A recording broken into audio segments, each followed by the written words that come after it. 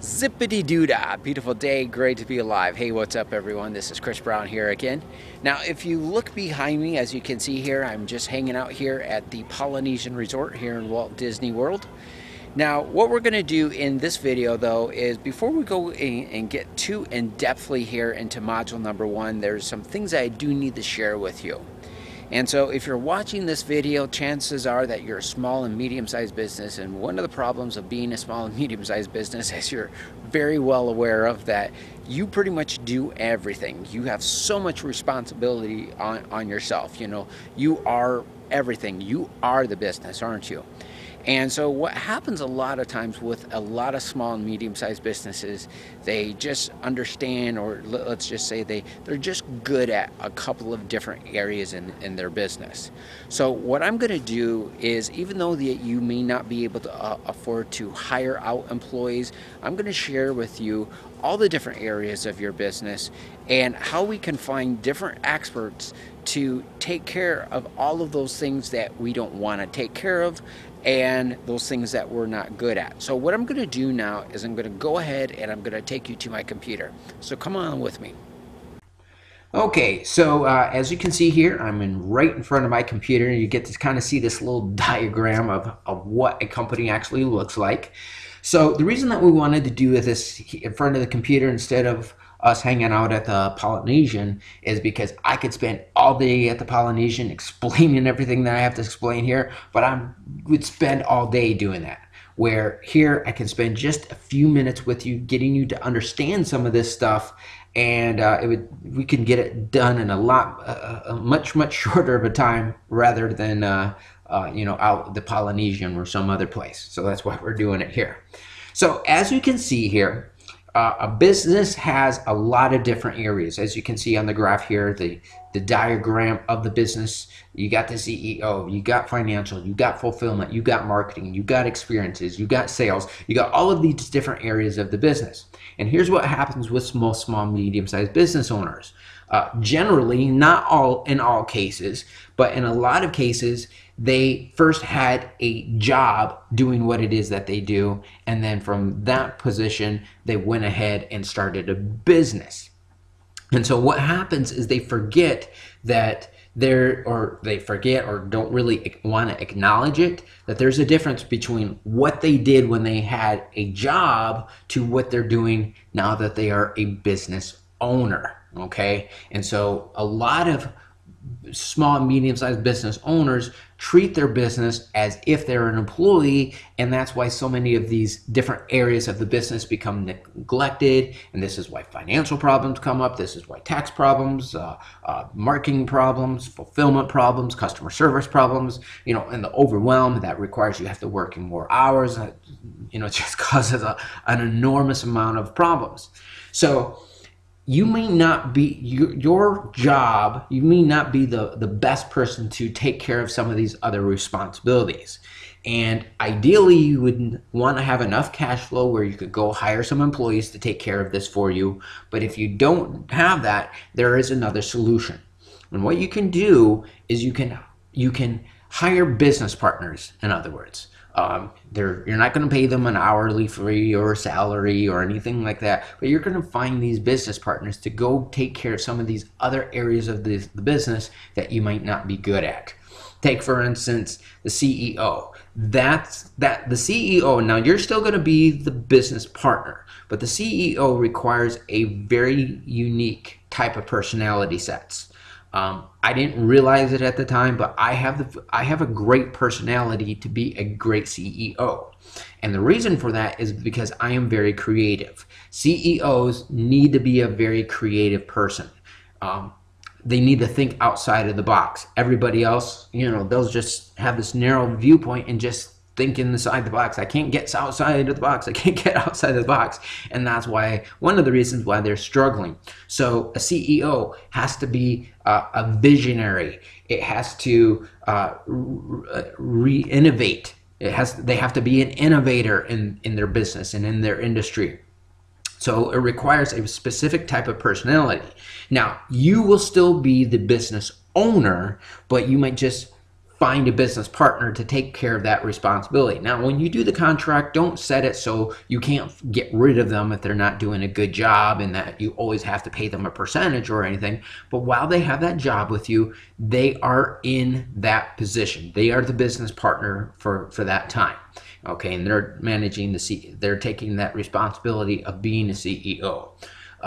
But you look at, as an example, just look at this as an example of Steve Jobs.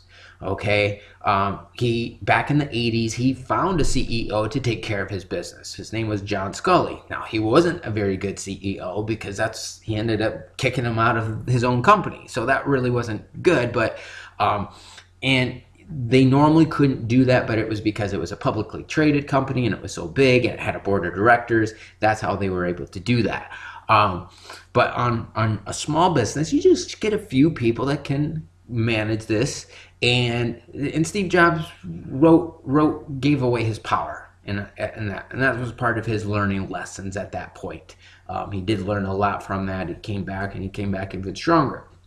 And he had the shareholders that he had to think about and stuff like that. You're not going to be a public company, so you don't need to worry about some of those things.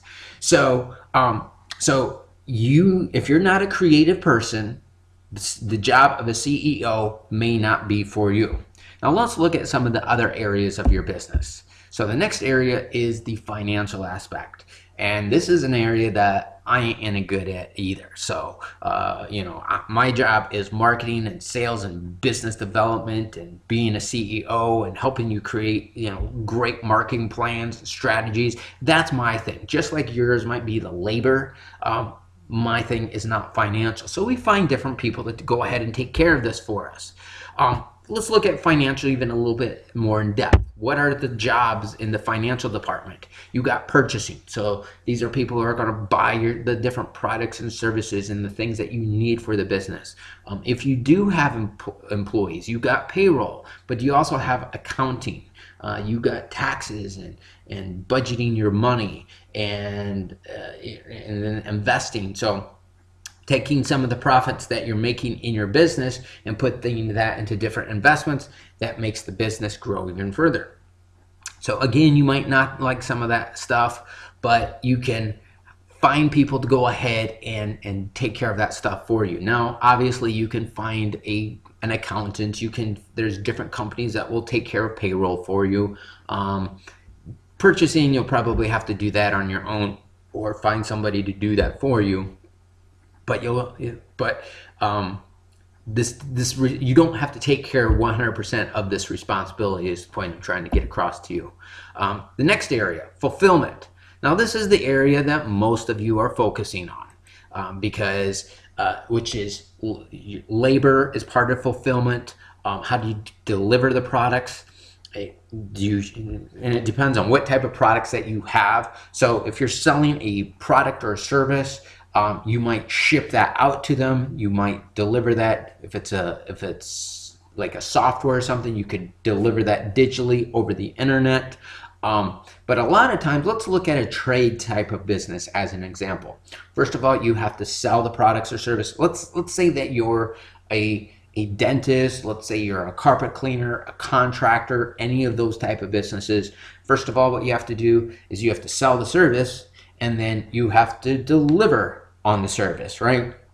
And that's what a lot of small and medium-sized businesses do. They did that thing when they were an employee, and then they thought they could do a better job as a business owner.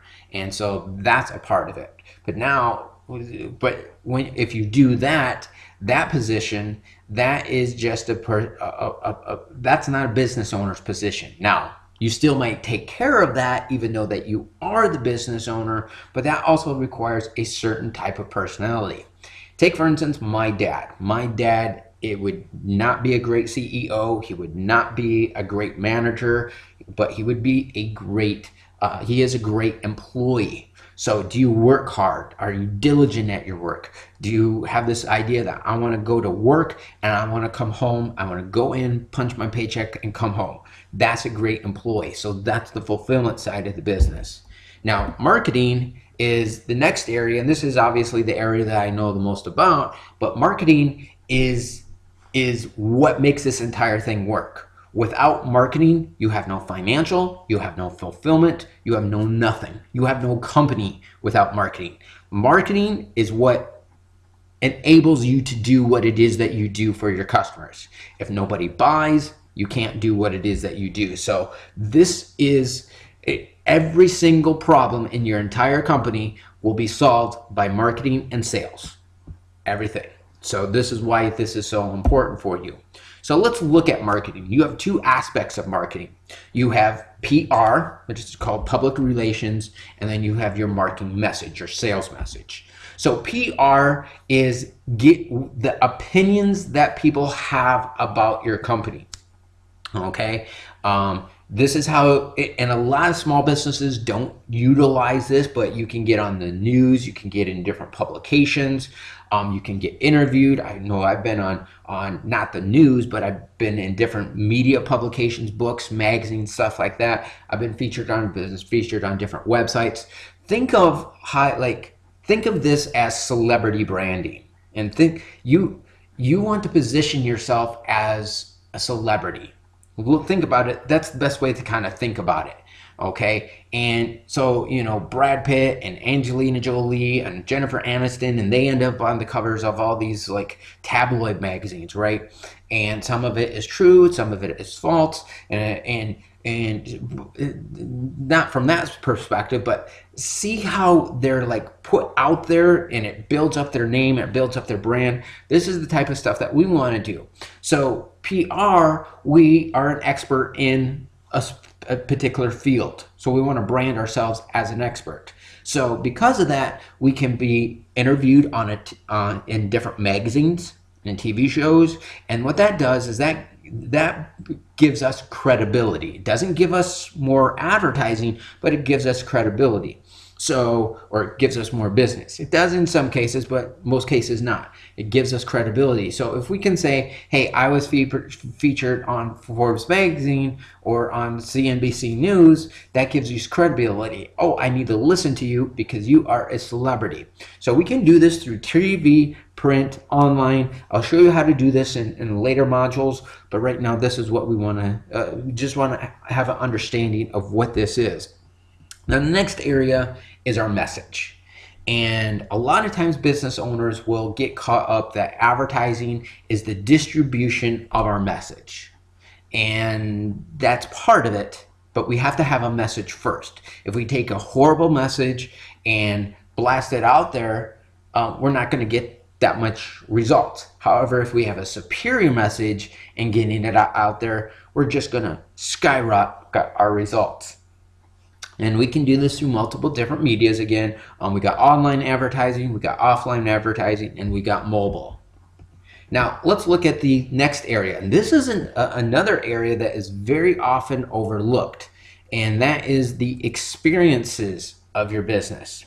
And I'll explain that a little bit more in depthly here in just a moment. But let me just kind of, first of all, share with you what this means. So the first area of the experience is the customer service. So the experience is what type of experience is your customers having with you, or your potential customers having with you before that they buy and after they buy. You have there are three modules in a selling process. You got the before unit, which is when you're generating the lead. The during, as when they're learning about your products and services, the experience that you're giving them, and then the after unit. What type of experience are you giving them to maintain your service with you? But one of those aspects of this is customer service. How are you taking care of your customer?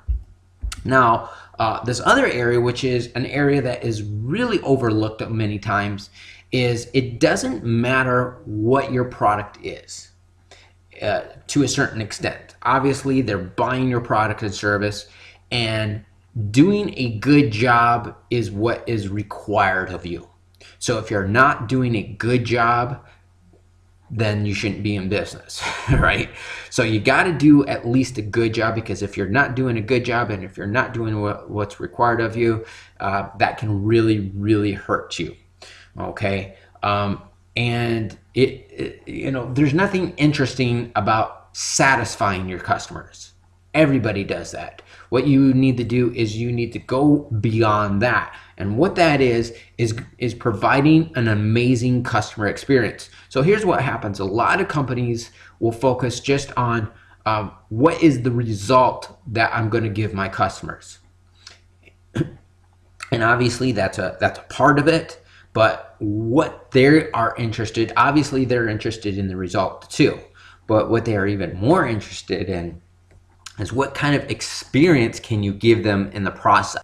Let me give you an example of this. So you go and see a movie, and there's multiple different ways in which you can see a movie, right? You can sit at home watching TV and watch the movie. You could go to the video store and rent a movie. You could go to Netflix and do that from your computer and rent a movie. You can go to Redbox. You can go to a movie theater. Or there's a couple of different movie theaters that do this. I know out in Hollywood and where I used to live, there's a place called Starlight. And then downtown Disney, they have a movie theater that does this as well. I forget what it's called, but it's a really awesome experience of a movie theater. You go to the movie theater, you have a dinner, you eat your dinner while you're at the movie theater. They bring you drinks, and you have alcohol, and you don't have to have alcohol, obviously, but they just give you an amazing experience. Now, obviously, they're going to charge you more for that than just watching a movie, watching a show at home, right? And even if you would go rent a movie. But that's the differences in a customer experience. You have to acknowledge that there's somebody else in your same industry going after your exact same prospects. So what is to motivate a person to deal with you as opposed to your customers, opposed to your competitors? That's what a customer experience is.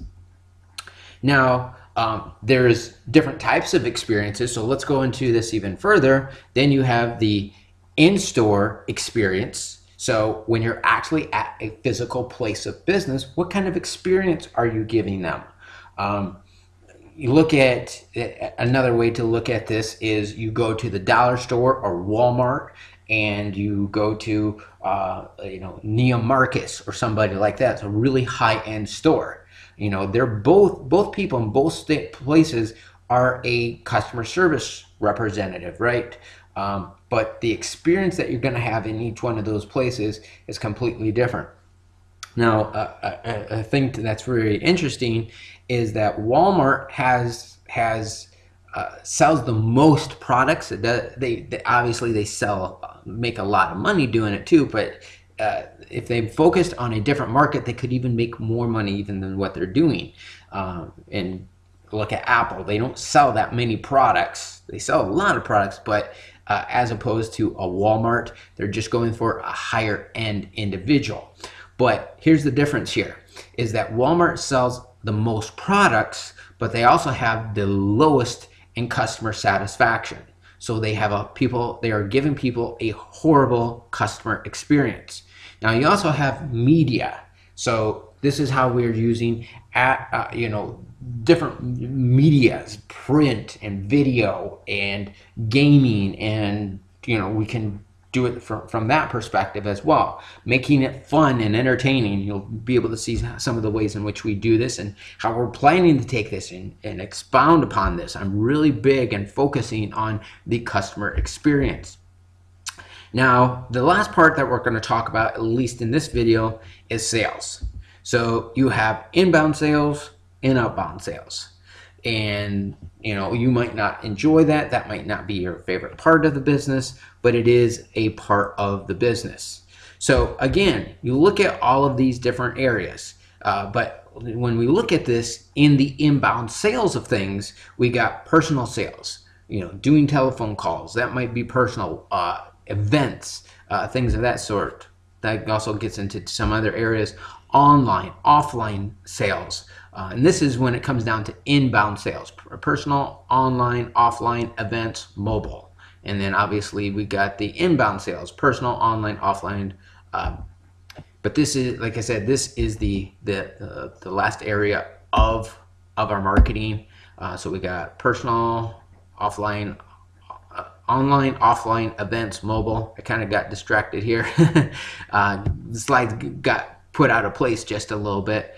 And then when it comes down to outbound sales, you can see we got backdoor marketing, and I'll show you what that is later. We got text, telemarketing, and door-to-door marketing. But these are just some different ways in which we can go ahead and get those customers and bring them to us. And because there was when it comes down to insurance, I believe it was from a place called Lima, and it asked those customers of insurance customers who bought life insurance. And of those who bought, they asked them, why did they never buy life insurance before? And 40% of them said that nobody approached us. So they were ready to buy. It's just that nobody approached them.